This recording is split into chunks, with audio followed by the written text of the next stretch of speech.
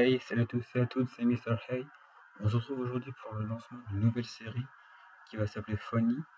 Alors, dans cette série, je vais vous parler d'un animal en particulier. Donc, pour ce premier épisode, je vais me consacrer au guépard. Alors, le guépard, est un grand mammifère carnassier de la famille des félidés, vivant en Afrique et en Asie de l'Ouest. Alors, le guépard est considéré comme l'animal terrestre le plus rapide au monde, sa vitesse à la course pouvant atteindre les 115 km/h. Alors, le guépard est classé vulnérable par l'Union internationale de la conservation de la nature. Le guépard fait actuellement l'objet de diverses tentatives de protection, incluant des procédés de clonage. L'espèce est divisée en 5 sous-espèces, présentant des différences mineures de morphologie ou de comportement. Parmi celles-ci, le guépard asiatique et le guépard du Sahara sont classés en danger critique d'extinction. Le guépard se rencontre exclusivement dans les zones les plus boisées d'un petit secteur d'Afrique du Sud et du Zimbabwe. Dans la nature, le guépard vit en moyenne 13 ans, et en captivité, il peut vivre pendant au moins 21 ans, voire davantage. Alors, son pelage est entièrement tacheté de noir sur un fond fauve à beige très clair, et une face au museau court marquée par 2 traces noires partant des yeux. Les petits, contre eux, sont pourvus d'une courte crinière qui disparaît arrivé à l'âge adulte. Alors, le guépard a un corps musclé et très aérodynamique qui ressemble à celui d'un lévrier. Sa poitrine est profonde et sa taille étroite. Les os sont très légers et la colonne vertébrale, extrêmement flexible, lui permet de projeter ses membres extérieurs très loin et ainsi de courir très vite. Sa queue agit comme un balancier et un gouvernail lorsqu'il prend des virages brusques en poursuivant sa proie. Alors, les griffes du guépard ne sont pas rétractibles ni crochues, contrairement à celles des autres félins. Cette particularité lui permet d'avoir une très bonne adhérence au sol pour courir très vite, mais aussi a pour effet qu'elle s'use rapidement, ce qui lui empêche de grimper aux arbres pour y cacher ses proies par exemple, ou de s'en servir pour se battre. Alors, le guépard fait preuve de légères différences sexuelles, les mâles étant plus grands que les femelles. Alors, les guépards adultes mesurent entre 66 à 80 cm au garrot pour les femelles, alors que pour les guépards mâles, ils atteignent 79 à 94 cm au garrot. Alors, un guépard femelle mesure à peu près environ 1m10 à 1m30 de longueur pour les femelles, alors que les mâles adultes peuvent mesurer 1m30 jusqu'à 1m50 de longueur, auquel nous ajoutons aussi 65 à 85 cm de queue. Les animaux adultes pèsent environ 21 à 42 kg pour les femelles, contre 36 à 72 kg pour les mâles, avec une moyenne pour les mâles de 48 kg et pour les femelles de 38 kg. Alors, les différents atouts du guépard. Alors, le guépard parcourt 7 à 8 mètres en une seule foulée, ce qui représente un saut d'un athlète au saut longueur.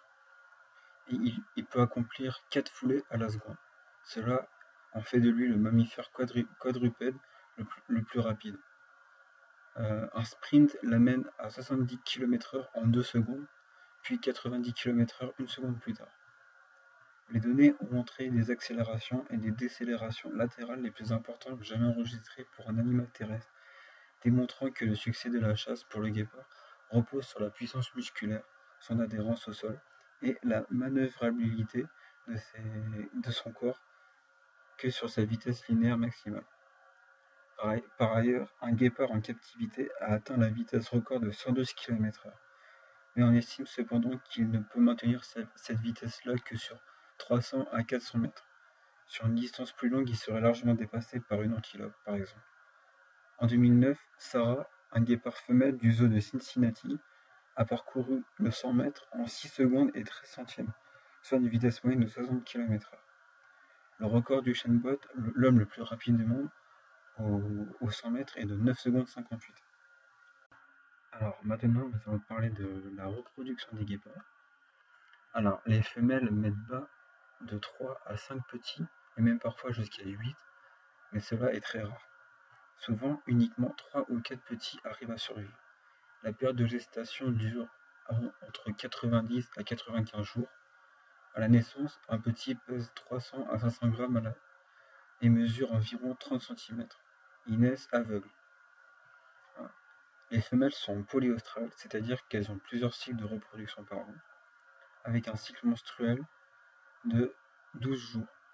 La période de fertilité s'étale sur 1 à 3 journées. La reproduction a lieu pendant toute l'année, cependant, un pic de naissance a toutefois été constaté de mars à juin. Le taux de mortalité infantile est très élevé durant les premières semaines après sa naissance, et on constate que jusqu'à 70% des jeunes sont tués par d'autres prédateurs, comme les lions. Nous allons parler de ses techniques de chasse et de son régime alimentaire. Donc, le guépard est carnivore, essentiellement composé de petits mammifères de moins de 50 kg, dont plusieurs variétés d'antilopes, telles des gazelles, des springboks ou des impalas. Il peut aussi s'en prendre à des jaguars, mais aussi à des phacochères et parfois des panthères, voire des autruches. Donc, comme je l'ai dit plus tôt, les pattes des guépards sont moins arrondies et plus solides que celles des autres félins. Cela l'aide à prendre des virages serrés. Les griffes sont non rétractives, fournissant traction et adhérence lors d'une course et contribuent ainsi à maintenir les accélérations. Lorsque le guépard arrive suffisamment près de sa proie, il se sert de sa patte pourvue de grosses griffes et lui fait ainsi un croc en jambe et la déséquilibre afin qu'elle tombe. La vitesse lors du choc suffit souvent à tuer des gazelles. Souvent le guépard s'empresse de la plaquer au sol et s'en serre la gorge de la victime. Il exécute ses proies par strangulation. Une fois sa victime achevée, le guépard doit toutefois attendre pour manger. Il est épuisé par l'effort qu'il a fourni pendant la course, car son corps s'est dangereusement échauffé. Sa température corporelle monte jusqu'à 41 degrés Celsius. Donc, le guépard est une espèce en danger. Donc, depuis la fin du XIXe siècle, la population des guépards ne cesse de baisser. En effet, en 1900, on comptait 100 000 guépards qui vivaient à travers l'Afrique et l'Asie. Aujourd'hui, il n'en resterait que 10 000. C'est-à-dire que 90% de la population a donc disparu en 100 ans. Donc, l'homme a chassé le guépard pendant plus d'un siècle, pour sa fourrure étant très prisée pour fabriquer des manteaux, écharpes, etc. Sa fourrure est aussi utilisée pour fabriquer des tapis de prière. De plus, les os et les dents du guépard sont utilisés dans la médecine traditionnelle chinoise. En effet, les dents du guépard sont utilisées en Chine pour soigner les maux de tête et d'estomac. La chasse est interdite dans tous les pays d'Afrique depuis la fin des années 90. Cependant, le braconnage est encore aujourd'hui très actif. Dans certains pays comme la Tanzanie, il existe des quotas permettant de chasser un certain nombre de guépards durant l'année, une vingtaine par an à peu près. Enfin, bien que les réserves protégées ne cessent d'augmenter en Afrique, seuls 10% des guépards restants s'y trouvent, car les guépards évitent les territoires des autres grands prédateurs tels que le lion et les léopards, lesquels se trouvent généralement dans les réserves. Les guépards à l'extérieur des réserves ne sont donc pas protégés par les lois empêchant la chasse. Est-ce que c'est un prédateur qui est dominé? Le nombre de prédateurs en Afrique est incroyablement élevé. En effet, parmi les grands prédateurs principaux, il y a les lions, les hyènes, les panthères et le guépard, etc. De nombreux observateurs ont remarqué la vulnérabilité du guépard dans les compétitions avec les autres grands carnivores, et c'est actuellement le centre principal de l'étude à long terme du guépard dans le Serengeti en Tanzanie. Le guépard est aussi victime de la prédation des lions, des hyènes et des léopards. En effet, les jeunes guépards sont souvent la proie de ces derniers, limitant ainsi le développement de l'espèce. Le clonage. Et oui, on pourrait croire qu'il s'agit d'une blague, mais non, car il est aujourd'hui question de ressusciter le guépard indien. Des généticiens indiens veulent s'appuyer sur des méthodes de pointe de clonage au LACOM, laboratoire pour la conservation des espèces menacées. Donc, comme l'affirme Lajit Singh, directeur du Centre de biologie cellulaire et moléculaire d'Hyderabad, et principal investigateur du projet, il affirme que si tout se passe bien, nous pourrons cloner le guépard indien d'ici 5 ans.